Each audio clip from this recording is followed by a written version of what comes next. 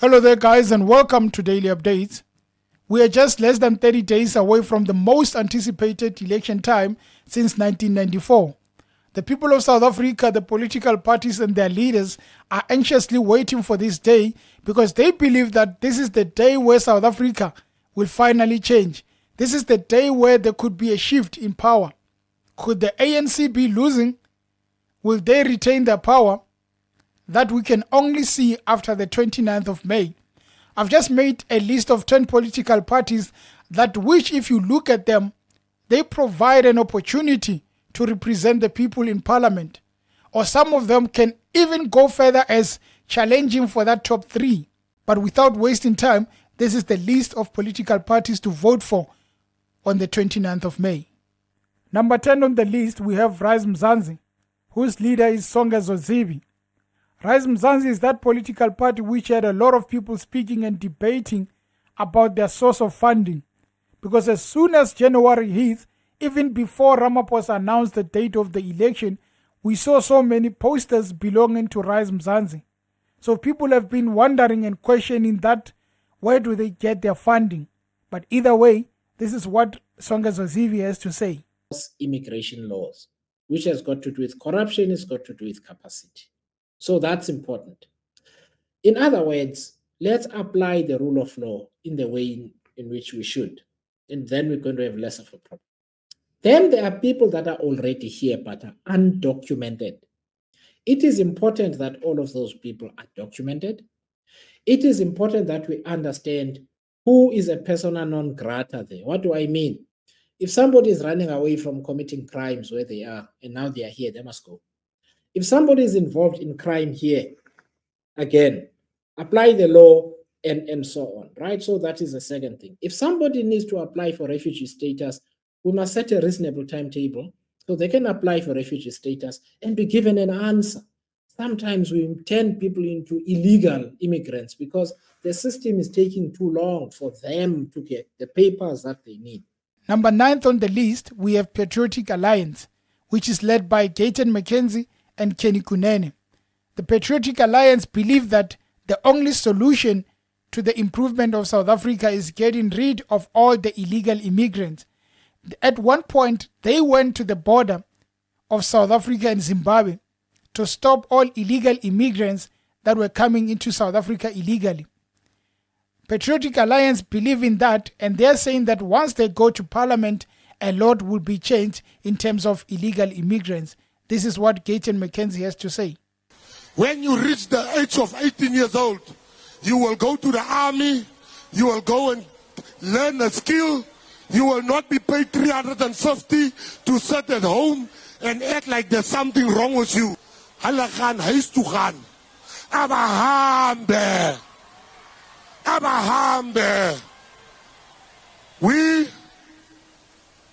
We don't want illegal foreigners here. Where the PA, after we've been sworn in, I'm going straight to Rahima Musa Hospital, where we're going to switch off the oxygen of illegal foreigners. Number 8 on the list, we have ActionSA, led by Herman Mashaba. Coming from the DA, forming his own political party, joining the 2021 local elections, and actually being a force in Gauteng, we look at ActionSA as that political party which has the ability to have a lot of votes. But since we are in the national elections, can they replicate that which they have done in the 2021 local elections? Anyway, this is what Herman Mashaba has to say. No prisoner under ActionSA sentenced and are staying in those prisons. From 8 o'clock to 5 o'clock, there won't be anyone in prison, in the prison cells. They must go out and work, Monday to Friday, and you'll be given targets. You'll be given targets. Fortunately enough, today with technology, if you know who we can pick you up, we can see what you're doing. If you think you can be clever with us, I can tell you, you'll work 7 days a week.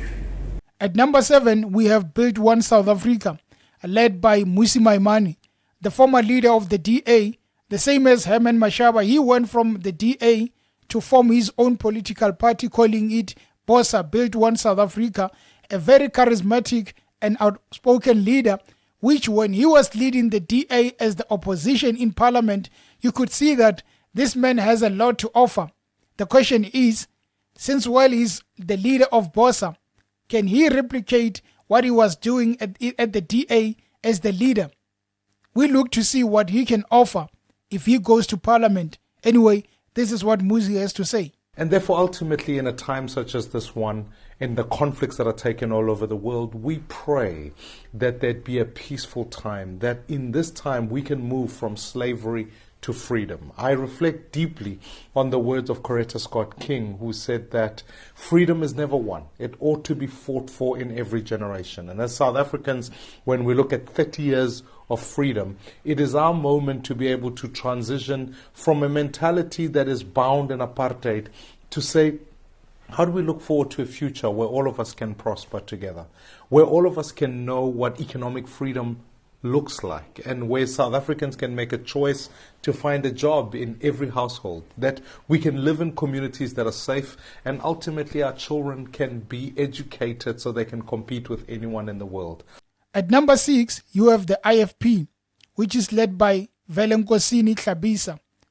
The IFP is that one party that was led by the same leader for so many years until he left us last year, which is Mangosuthu Buthelezi. The IFP has a stronghold in the KZN where they are going to be contesting with the MK party and the ANC, and they also has a lot of support in Gauteng. So the IFP is one of the political parties that you really need to look at in terms of that support, and this is what their leader has to say.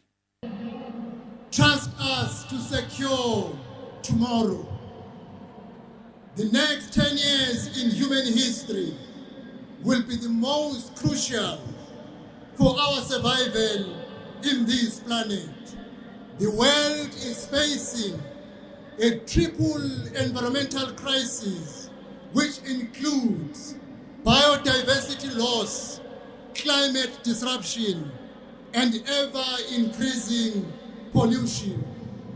The proliferation of single-use plastics has contributed significantly to this growing environmental crisis. At number 5, you have the ATM, which is led by Vuyo Zungula. They took part in the previous elections and they went to parliament. A lot can be said, but the truth is the ATM doesn't enjoy a lot of support.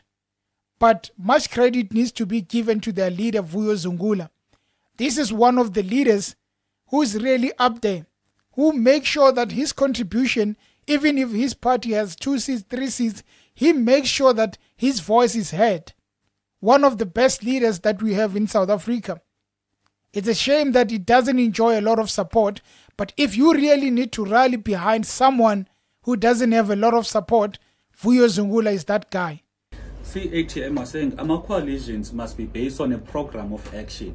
Kusho ukuthi masivumelane ukuthi yini lena kufuneka siyenzile ezokwazi uba lusizo ebantwini. Sivumelane ukuthi number 1 kufuneka bekhona i-state bank, mayitransform i-economy, 50% of government spending must go to small businesses, makudeportwe abantu abafike ngokungasemthethweni lana eSouth Africa. Companies must be held accountable for ukuqasha abantu abavela kwamanye amazwe ngokungasemthethweni. So once ivumelane ngozo priorities, then we can come back and say, all right, who is best suited to lead us kule program sivumelana ngayo. On tie with the ATM, we have the MK party, which is the new kid on the block and led by the former president of South Africa, Mr. Jacob Zuma. It was launched on December 2023 by Jacob Zuma, and it is enjoying the victories in court already as the new kid on the block beating the ANC 3-0 on various matters in court. The MK party is one of those parties that has a huge support in the KZN, and also there is a lot of support in the Gauteng province.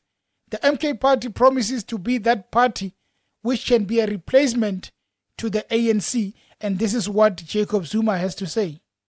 Even now, I feel that if we don't correct some of the things, it might lead to people saying, well, maybe let us fight again. That's why I'm saying we need to sit and talk and make our South Africa our country. I will never kill anyone. There will never be such episodes. Which were there within blacks and blacks, white and whites, black and whites. We have passed that stage. We are at the stage where we can sit and talk and conclude our discussions and our agreements. So no one should fear me. At number 4, you have the Freedom Front Plus, led by Pieter Groenewald. When the DA lost a lot of votes during 2019 elections, the Freedom Front Plus gained a lot of votes, which meant those votes came from the DA and some other parties. Mainly the people who vote for the Freedom Front Plus are the whites and Afrikaners, but there are other people that vote for it, so they enjoy a lot of support from the white Afrikaners. The Freedom Front Plus is that opposition, that political party which, you know, regardless of what, they will always be there in parliament. And of late, the DA has been dropping, the Freedom Front Plus has been gaining a lot. Listen to what Groenewald has to say. All over the world, you must have values. Because if you don't have values, you do not act in the best interest of your citizens. And I want to emphasize those values the Freedom Front Plus believes in. Values of integrity, values of honesty, values of respect. At number 3, the Democratic Alliance, led by John Steenhuisen. At one point, if you wanted to replace ANC, you would look no further than the DA, because they were the party to look at when you want to remove and change the ANC from that power. The return of Helen Zille and the introduction of John Steenhuisen as the leader is proving to be wrong because the DA seems to be losing a lot of votes. But it's not too late. They can redeem themselves on the 29th of May, and if you are looking together or to gain some support and give that DA what they need, you can really look at DA as the party to vote for. Let us hear what John Steenhuisen has to say. Ayikho msebenzi, ayikho igas, ayikho amanzi, ayikho. At number 2, the Economic Freedom Fighters, led by Julius Malema. The EFF is the only political party that has never lost votes since entering elections. This year will be the 3rd time the EFF contesting for the elections, and this time they are eyeing for that number 2, if not number 1. And if you look at it, they are threatening the seat of the DA. The fact that a lot of young people are looking to vote for the EFF means that the EFF could be a big challenger. And if you bring the MK party, this is the tag team that could threaten the leadership of the ANC. The ANC has got a resolution on expropriation of land, on nationalization of the Reserve Bank, and all manner of things. So that's why I say from a policy perspective, it shouldn't be difficult for the EFF and the ANC and MK and ATM and PAC and UDM to find each other so that we can make progress on behalf of us. So then what? Number 1 is the party many would like to hate. It is the number 1 party many are blaming for all the troubles SA is going through. The joblessness, the corruption, and it is not number 1 because it is the party that you need to vote for. It is number 1 because they need those votes more than anything. The idea and the fact that the ANC is going below 50% is the reason that they should be scared and they should be singing and asking everyone to vote for. In that way, the ANC is on number 1. And the list is in no particular order, because if you put the ANC and say number 1, it means whatever they are doing is perfect.